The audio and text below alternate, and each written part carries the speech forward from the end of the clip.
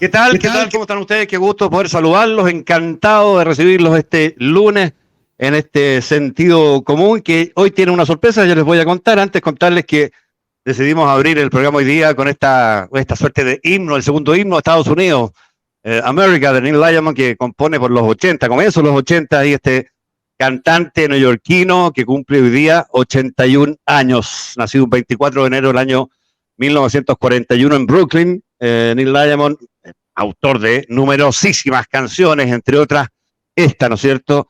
Suleiman, Sweet Caroline, una auditora muy querida, nos daba el dato que fue dedicada esa canción en su minuto cuando la escribe a la hija sobreviviente, la única de John Kennedy, Caroline Kennedy, que hoy día es una mujer de unos 60 y tantos años, que es diplomática estadounidense. Esa imagen terrible, ¿no?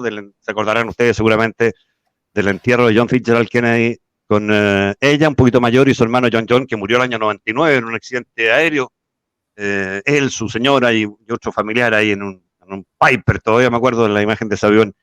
En fin, nada, partir con este tema, recordar a Neil Diamond, saludarlo a ustedes. Este tema además tiene reminiscencias muy especiales porque tiene que ver mucho con la historia, una mirada benevolente de la historia de migración que hizo Estados Unidos durante particularmente el siglo XIX, ¿no? Un país, probablemente ningún destino en la Tierra ha sido tan acogedor para el migrante como Estados Unidos. Fíjense que el otro día leí un artículo, curiosamente, el año 2017 se estimaba que eran entre 45 y 50 millones las personas migrantes directas que viven en Estados Unidos. Eso es entre el 15 y el 17% de la población estadounidense. En nuestra historia, en Chile, la población migrante ha sido tradicionalmente entre el 2, no más del 3%. Hoy día estamos mucho más arriba que eso, ¿no es cierto? Cerca del 10, entiendo. Bueno, nada, yo decía que teníamos una sorpresa hoy día, a lo mejor ya la ven, lo ven en realidad. Está en pantalla ahí quien nos va a acompañar ha tenido la gentileza y el tiempo, la disposición de querer acompañarnos toda esta semana en que está nuestra querida doctora Cordero de vacaciones. Ayer la doctora cumplía 79 años y le mandamos, estoy seguro desde acá, yo, pero también Patricio Gajardo, la comerciano que está ahí, que nos va a acompañar. Pato, ¿cómo estás? Gusto de saludarte, muchas gracias. Le mandamos un cariñoso saludo a la doctora. Un cariñoso saludo a la doctora Cordero, sin lugar a dudas. ¿Cómo estás tú, Pato? Pato es cientista político, analista internacional, amigo de esta radio, que entiendo en este programa, ¿estuviste ya alguna vez, Pato, no? Sí, he estado varias veces. Incluso estuve con la doctora Cordero también. Hicimos un periodo juntos. Así que fíjate, nos conocemos harto. No sabía, no estaba atrasado noticia yo. ¿Tú? ¿Cómo estás? Pero que hace tiempo. Buenísima la canción de Neil Diamond. Buenísima.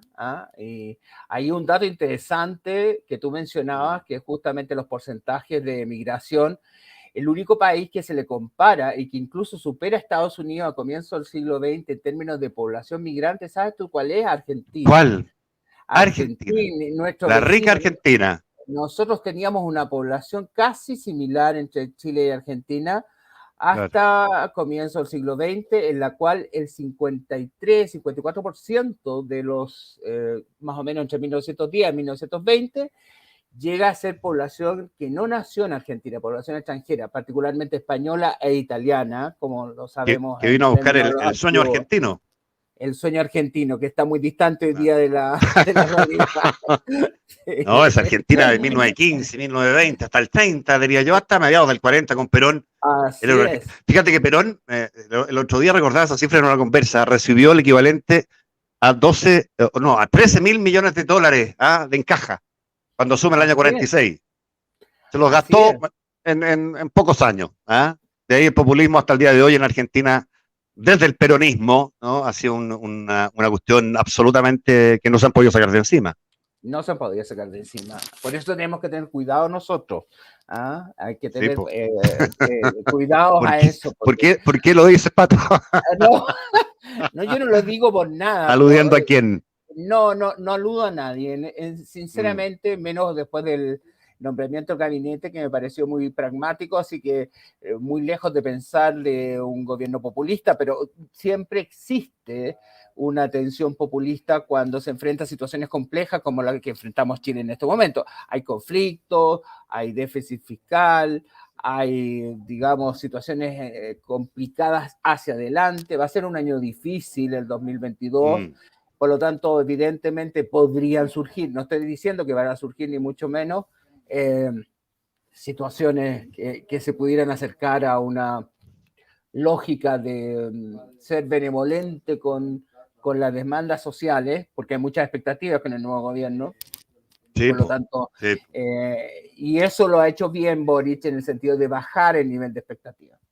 Intentarlo por lo menos, Pato. Yo no sé si va a poder zafar del todo de las promesas que hizo, ¿ah? No lo va a poder hacer.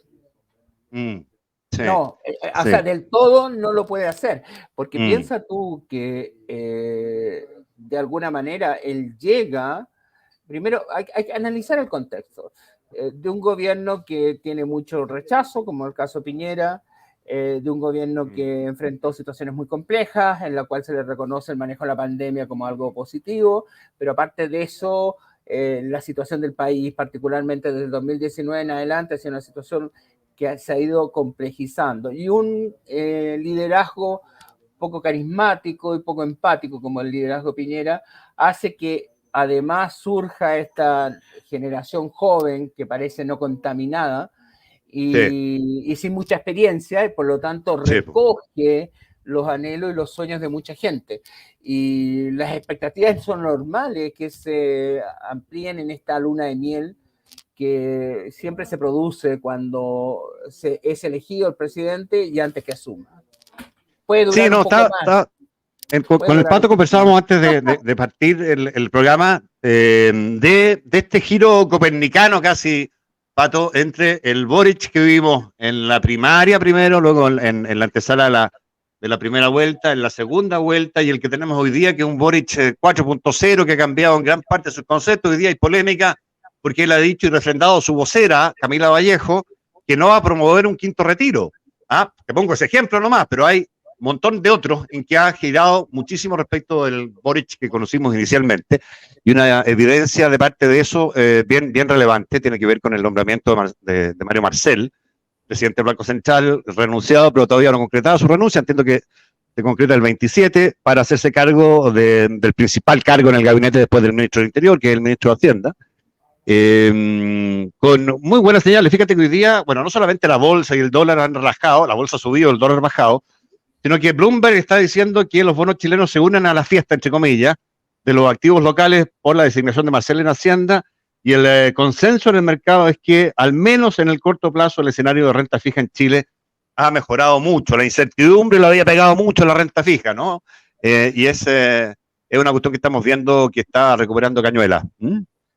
A ver, yo creo que uno de los principales objetivos que tenía Boric en la designación de su gabinete, y yo creo que él lo demostró que lo tenía claro, y eso me parece potente. Uno, que era bajar los niveles de incertidumbre, como dices tú muy bien, y lo hizo con Mario Marcel, pero no solamente con Mario Marcel, sino que con la ampliación hacia los partidos de la socialdemocracia. Yo ahí comparto, no la crítica, porque yo valoro pues, como positivo que se haya abierto a los partidos del nuevo trato, nuevo pacto social, que la ex concertación sí la desee, pero ahí... Fueron 30 pesos, parece, y no 30 años, Pato, ¿ah? O sea, ¿o no? Pero es interesante esa mirada que estáis dándole, porque claro, pero es todo el fundamento de este gobierno se construye el Frente Amplio como una crítica frontal, descalificación total respecto a los 30 años, y resulta que cuando les resulta, valga la redundancia, y gobiernan a contar del 11 de marzo, es la vieja concertación, cuyo emblema en este caso es Mario Marcel, la que se hace cargo de los puestos clave, o el puesto más clave de todos, ¿no? Es muy curioso, es paradojal. Y el Partido Socialista. Sí, que ver que ahí, por eso Hugo Gutiérrez, desde el Partido Comunista, habla que nunca alguien ha ganado tanto perdiendo. Se refiere al Partido Socialista. Piensa tú, tiene, digamos, Hacienda, tiene Ministerio de Relaciones Exteriores, tiene Ministerio de Defensa. Entonces, no es sin lugar a duda una ampliación, y un presidente que ahora se define como socialdemócrata. Él se había definido no hace mucho tiempo como más a la izquierda del Partido Comunista. Entonces, ahora nos encontramos con un presidente pragmático. Yo creo que lo que sí ha demostrado hasta el momento, talento político. Ahora viene la parte dura, porque sin lugar a duda, una cosa es tener talento político en la designación del gabinete, que así lo ha hecho, y otra cosa es ya cuando entremos a gobernar, y vamos a ver si ese talento político es también capaz de superar las tensiones que se van a dar sí o sí al interior de su propia coalición. Oye, Pato, no, el miércoles pasado mañana seguramente vamos a conocer los nombres de los subsecretarios. Está en curso aquella negociación. Conocimos 24 ministros, son 39 los subsecretarios, hay más de una subsecretaría en muchos ministerios, de tal suerte que vamos a conocer esos nombres y ahí se van a descifrar también algunas claves que están pendientes a propósito de lo que va a ser el gobierno de Boric, del presidente electo, entre ellas la subsecretaria de Hacienda. Digo subsecretaria porque hay dos nombres de mujeres o tres que están dando vuelta ahí. Uno de ellos, Solange Bernstein. ¿Ah? Dila, es un interesante. La Solange Bernstein, que es, creo que está gerente del Departamento de Finanzas del Banco Central, que fue 8 años superintendenta de pensiones, que conoce de cabo a rabo ese tema, claro, estupendo. Y la otra, la Claudia Sangüesa, que es otro nombre que está ahí también instalado como posibilidad. Una y otra no son lo mismo. No, una y otra no son lo mismo para nada. No olvidemos que Claudia Sangüesa, que partió con una vocería muy importante dentro del comando de Boric, que fue una de las que señaló que los fondos de pensiones a futuro no iban a ser heredables, y a partir de ese momento que iban a ser estatizados y qué sé yo, entonces en ese momento la sacaron, pues salió de pantalla, por lo menos dentro del comando. Así que ciertamente que no son lo mismo, pero yo creo y estoy convencido que Marcel ciertamente que solicitó o planteó una demanda de autonomía relevante. Y vamos a ver en ese sentido el pragmatismo de Boric, porque si es en la subsecretaría, si no se llenara por presiones de partido, no olvidemos que todos los partidos de la Prueba de Dignidad le dijeron a Boric que, pero eso es muy típico al principio, se dice, mire, él tiene derecho a elegir a las personas que quiera, que sé yo, todo lo demás. Pero eso es verso. Eso es verso. En prosa, tú vas a presionar para que a lo mejor en la subsecretaría se refleje que hay un cierto cuoteo partidista. Si no es así y se colocan personas que realmente reflejen que es Boric el que está teniendo el manejo autónomo e independiente de lo que diga o no diga a prueba de dignidad, ciertamente va a ser una muy buena noticia. Estaba pensando a propósito de eso, Pato, algo que ya se ha dicho y se sabía que iba a ocurrir en el caso de los ministros, pero ahora se ha confirmado que también va a ocurrir en el caso de los subsecretarios, es que no va a haber, no hubo en un caso, ni va a haber en el otro, representantes de la democracia cristiana que se empecina en hacerle guiños públicos a Gabriel Boric, y es despreciada una y otra vez en medio además de una elección interna que no se ha resuelto, se va a resolver en segunda vuelta entre dos listas que pretenden reformular por completo, refundar la democracia cristiana, no sé en qué dirección, no en el humanismo cristiano, fundacional del año 57 o previo del 37 en la Falange, sino más bien lo veo yo muy asimilándose a, y es un temor que tenía muchos DC de antiguo cuño, muy asimilándose a lo que es la izquierda o el Frente Amplio hoy día. Ser un partido más, teniendo una historia tan rica en nuestra política de la democracia cristiana. No sé cómo ves a la DC, que tiene este deterioro electoral permanente, pero ojo, que en el Congreso tiene 8 diputados y tiene 5 senadores. Es el partido bisagra de texto. Absolutamente. Y tiene, y va a cumplir ahí un rol muy relevante. A ver, yo en principio yo veo como patético la situación de la DC y lo digo pensando lo importante que ha sido la democracia cristiana en toda la historia del siglo XX.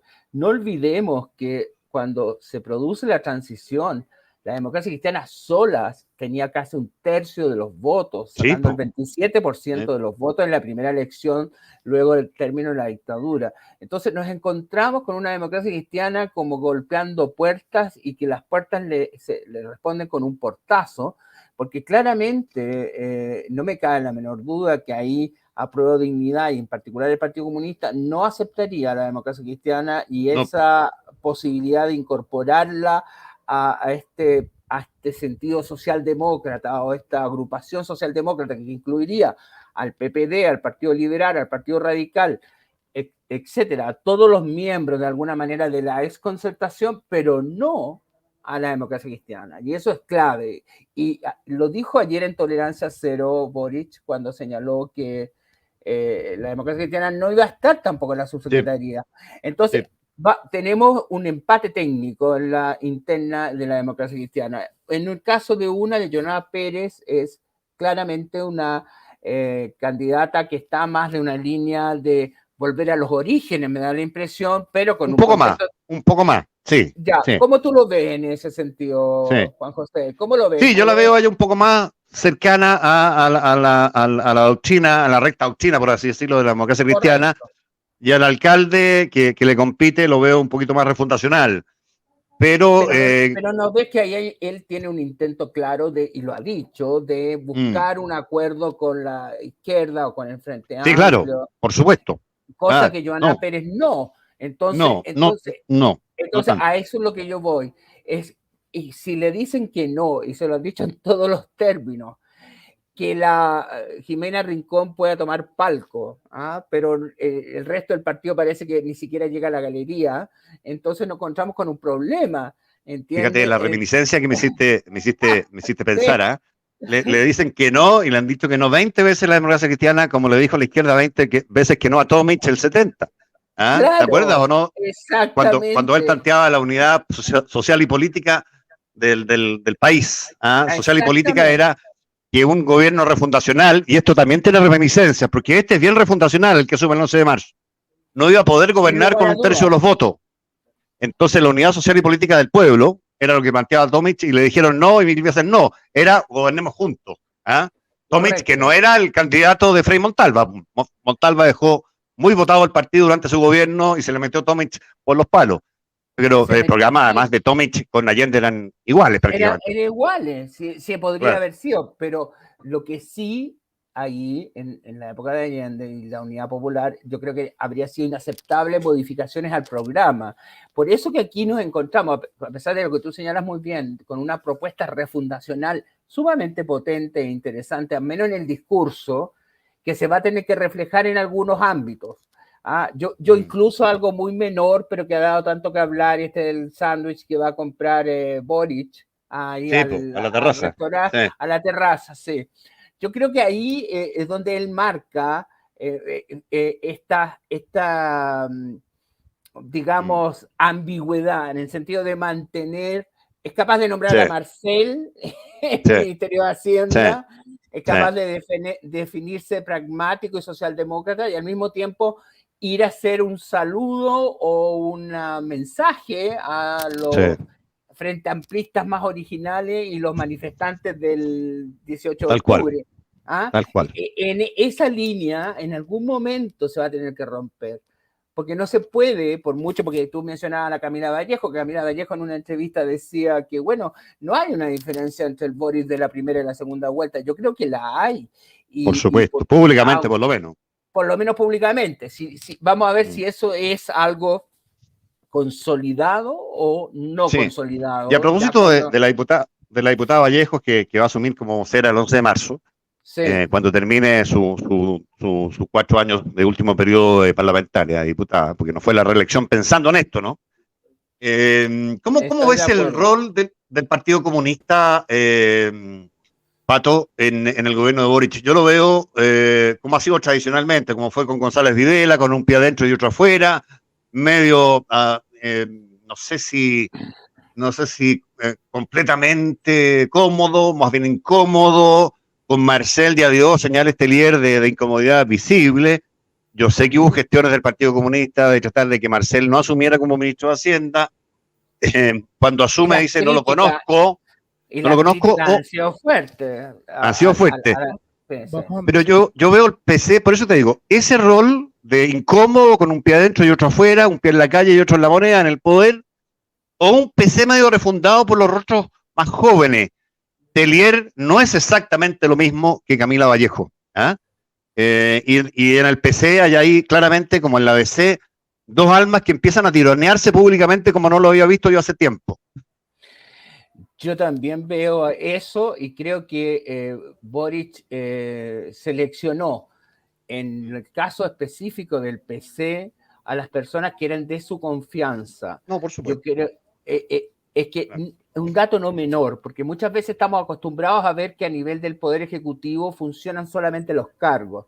Y muchas veces las personas dependen o tienen una relación que va más allá de las funciones de autoridad que les corresponde de acuerdo al gabinete que han asumido, sino que de acuerdo a la cercanía afectiva que tienen con el presidente. Y es indudable que hubo decisiones pragmáticas, racionales, en la designación del gabinete, pero también hubo decisiones afectivas, como Giorgio Jackson, Camila Vallejo, ciertamente, y los personajes que son de su entorno y que van a ser muy influyentes en las decisiones que tome Boric, no me cabe la menor duda. Súmale que él tiene 35 o 36 años, ahora va a cumplir, Sí, claro. y por Ahora en lo febrero, tanto, sí. bueno, pero que eso no es menor. Todos hemos Sí. sido jóvenes, estimado Juan José, Sí. y cuando uno es joven, los amigos son más importantes que, siempre son importantes, pero la juventud es mucho más. ¿Ah?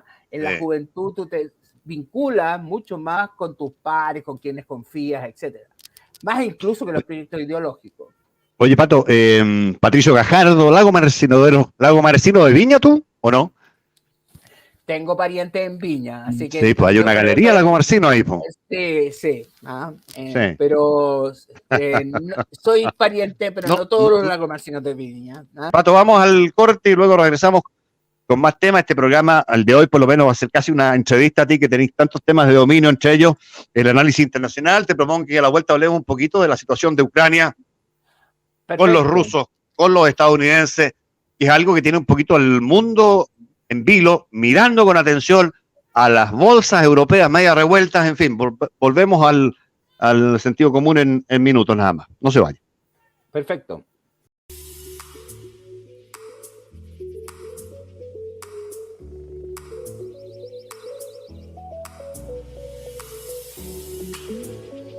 Siga con nosotros, Canal 31, lo que todos queremos ver.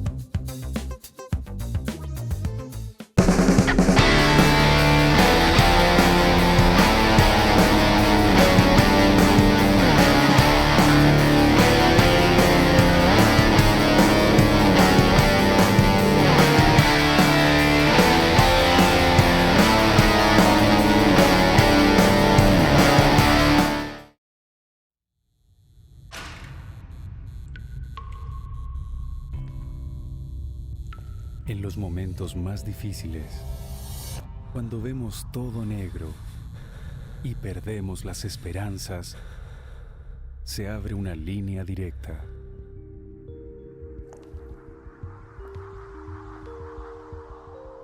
Llámanos.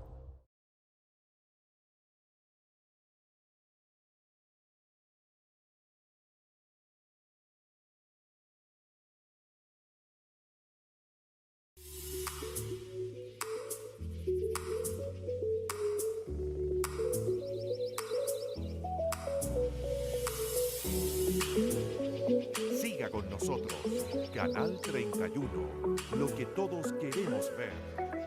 Ya, estamos de vuelta con el sentido común a esta hora de la tarde, compartiendo hoy y toda esta semana por el cumpleaños de la doctora Cordero con don Patricio Gajardo, que ha tenido la gentileza, la buena onda, la disposición de acompañarnos en esta semanita. Pato, yo te contaba antes de iniciar que uno no puede pasar un 24 de febrero en Chile, 24 de febrero de enero, como hoy, sin recordar lo que fue el terremoto que provocó mayor cantidad de muertos en la historia de nuestro país. Desde que hay registros, hemos sido un país terremoteado toda la vida, pero el terremoto de Chillán, del 24, a las 11:32 de la noche, del 24 de enero del año 39, hace 83 años, se cumple en esta noche, un terremoto que la estimación Richter es 8.3, uno de estos terremotos que son intraplacas, habitualmente más profundos, pero que provocan un daño en superficie a la ciudad que le toca, muy dramático. Bueno, provocó, la prensa en ese minuto habló de 30.000 personas fallecidas. Finalmente el cálculo, la estimación más fidedigna habla de entre 24 y 25.000. De todas maneras, miles y miles de chilenos murieron en ese minuto, en esa infausta hora, a las 11:32 de ese 24 de enero. Así que saludar a los chillanejos desde acá. Fíjate que había asumido recién Pedro Aguirre Cerda, hacía, ¿cuánto? ¿Un mes? Sí, pues fue. Don Tinto asumió en la tercera o cuarta semana de diciembre del año 38. Sí. Claro, y un mes después se produce este terremoto que afecta, por supuesto, al Maule, que afecta a Chillán, que afecta a Concepción, y se habían cumplido en el año 35 100 años de un terremoto que había marcado un antes y un después. En 1835, el Chillán viejo se cae entero, Chillán nuevo se funda ahí, qué sé yo, se cumplían 100 años de aquello. 4 años antes de este terremoto que de nuevo botó Chillán completo. Fíjate que el 90% de las construcciones de Chillán, 90, se vinieron al suelo, con muy poquitas excepciones, muchas de ellas en torno a la plaza, básicamente. Y bajo los escombros, como te digo, por días, semanas y semanas dramáticas, cuerpos que fueron siendo paulatinamente encontrados, enterrados, muchos de ellos sin identificar por presiones sanitarias, entre otras cuestiones. Así que nada, un saludo desde acá a los chillanejos, un abrazo apretado en esta fecha difícil. Hace algunos años yo sé que se hacía a esa hora de la noche, los 24 de enero, un ceremonial de recuerdo y homenaje a las víctimas. No sé si eso persiste así, pero bien vale la pena recordarlo. Sería interesante que se hiciera, porque como tú señalas sí. muy bien, es el terremoto que más víctimas ha tenido, Sí, incluso más que el del 60, que es considerado el terremoto de mayor magnitud a nivel mundial. Pero sin embargo, el terremoto de Chillán, como tú señalas muy bien, fue el terremoto con más víctimas. Así que sería potente revivir esa tradición si es que no se hiciera. Sí. Sí, no, el de Valdivia, bien tú dices, fue precedido de otro terremoto el día anterior, en Concepción. Fue una seguidilla, decimos, que termina con este 9,5, que dura, Pato, 14 minutos. El terremoto del año 60. Imagínate lo que fue eso. Ese terror constante, continuo, de 14 minutos de a Cabo de Mundo. Bueno, y casi fue a Cabo de Mundo en esa zona, ¿no? Con el Riñihue a puertas de salirse. Todo. Y todo aquello. Este terremoto fue el de Chillán, muchísimo más corto, pero mucho más dañino en cantidad de personas fallecidas. 24, 25.000, duró un minutillo, 60 segundos el de Chillán. Oiga, Pato, quería recurrir a tu expertise a propósito del tema Ucrania y qué tan reales ves tú o no las posibilidades de que exista ahí un enfrentamiento Occidente-Rusia y sus aliados y Occidente y sus aliados. Aquí lo que hay de última hora es un intento de los rusos de bloquear, que ya lo viene haciendo hace varios años, la pasada de Ucrania más bien a la OTAN, a Occidente, ¿no es cierto? Pero la historia es mucho más largo que eso, tiene que ver también con lo que pasó en el 2013, 2014 con Crimea, en fin. A ver, yo creo que hay que tener claro que Ucrania es un país bilingüe y bicultural. Un porcentaje significativo de la población habla ucranio o ucraniano y otro porcentaje muy importante de la población, casi la mitad del país, es ruso parlante. La parte oriental de Ucrania, incluyendo Crimea, como tú lo señalabas muy bien, que fue incorporada, anexada, y ahí se han tomado medidas, al menos de la Unión Europea, para presionar a Rusia, es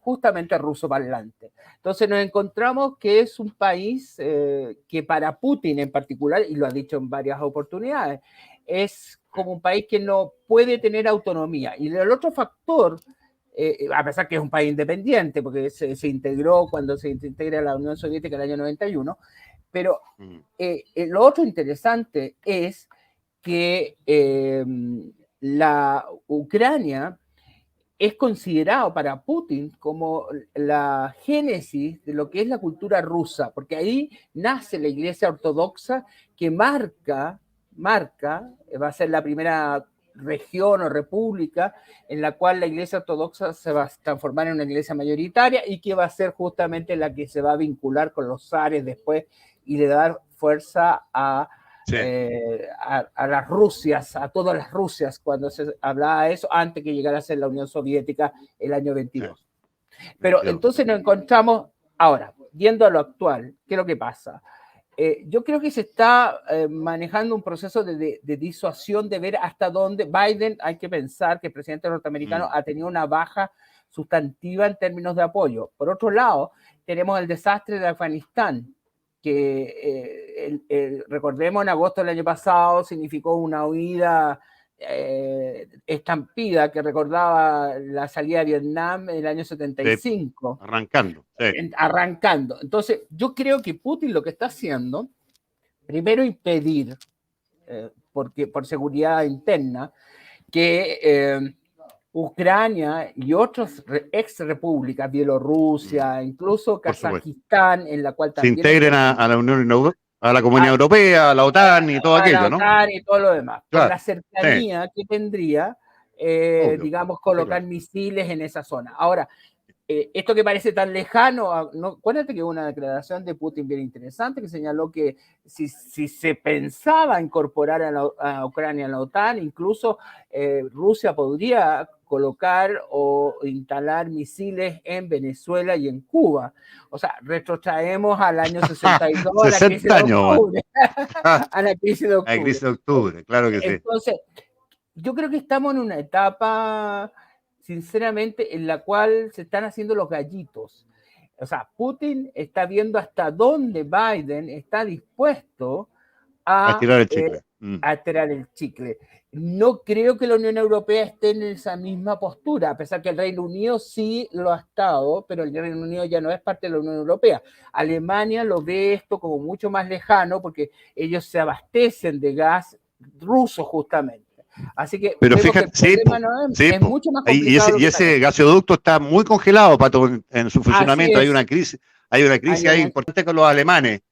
Pero lo que te mencionaba Crimea, porque cuando uno la hace una vez, la puede hacer 2 veces y no le pasa nada. Pero claro, y con Crimea a los rusos no le pasó casi nada. Y ahí está Crimea, Sebastopol, pues, Puerto Clave, Mar Negro, en fin, y nadie les ha movido y les ha tocado un pedo a los rusos. Entonces, claro, ahora están en la misma y dirán, mira, otra vez, nadie se va a atrever a generar una guerra que puede tener ribetes casi continentales, digamos, por un país que, claro, puede ser la puerta a Occidente desde Rusia, ¿no es cierto? Sí. Pero que respecto al cual tenemos derechos históricos, incluso dirían algunos en Rusia, lo dice Putin. Y piensa tú que en las provincias orientales, particularmente en Donbass, donde se concentra... El Donbass, ahí está la guerra. Ahí está la guerra, ahí está el conflicto. La mayoría es población ruso parlante, que es lo mismo que pasó con Crimea, porque los rusos no fueron tontos, sino que hicieron un plebiscito que lo ganaron con más del 90%. Aplastante, sí. ¿Cómo ganan las elecciones los rusos? Es una democracia bien especial, ¿eh? Una democracia bien particular, porque se reprime a toda la oposición, pero por eso tienen esos apoyos extraordinarios. Bueno, Stalin ganaba, hacía elecciones, pues, y el Politburó y qué sé yo, y las ganaba por el 99%. Claro, y los jerarcas chinos lo mismo. En Irak se daba tanto. También. En Irak también habían elecciones con Saddam Hussein, y tú sabes que en los votos tú tenías que colocar tu nombre y apellido y todos los datos. No, pero es que hay un dato muy interesante. Cuando el hijo de Saddam Hussein se presentó a la alcaldía de Bagdad, hubo 3 votos en contra. Yo creo que esos 3... Que Creo en paz que no, descansen, dices tú. en paz descanse, sí, sin lugar a dudas. No se llega Oye, pero ¿tú le tanto, ves alguna chance de enfrentamiento? Porque estaba hablando Biden, está tirando el chicle un poco más, está hablando de poner en suelo ucraniano incluso y en suelo de sus aliados europeos miles de soldados de infantería, digamos, eso ya es mayor. Me recuerda a las guerras antiguas. ¿Eh? Bueno, pero que lo que pasa es que nos encontramos acá, aunque parezca, y las guerras antiguas, qué bueno que lo hayas dicho, porque sabes que esto es un escenario como el año de la guerra del 14, es decir, la Primera Guerra Mundial, en la cual una chispa podría generar un estallido global. Es decir, la situación es complejísima, sin lugar a duda, y hay que seguirla con atención, porque se puede estirar mucho el chicle, pero puede llegar un momento en que se produzcan enfrentamientos. De hecho, Estados Unidos está dispuesto y ya ha ido entregando armas a Ucrania. Por lo tanto, hay por lo menos un compromiso de apoyo militar efectivo. Y no creo necesariamente que toda la Unión Europea vaya a estar detrás de Estados Unidos apoyando en forma muy entusiasta un conflicto en un país en la cual existen incluso discusiones, porque la mitad del país se siente más identificada a lo mejor con Rusia que con Ucrania, y los ucranianos occidentales, que son los que hablan ucranio, ellos se sienten más cerca de Europa y más cerca de Occidente. Don Pato, mil gracias por la gentileza y nos reencontraremos, si te parece, mañana. A ti, un gusto, en serio, un gran abrazo a todos. Gracias, Pato, un gran abrazo a la doctora también, un saludo de cumpleaños y un saludo a todos los radio escucha, a la antigua radio escucha. Que lo pasen regio, hasta mañana, chau. Chao.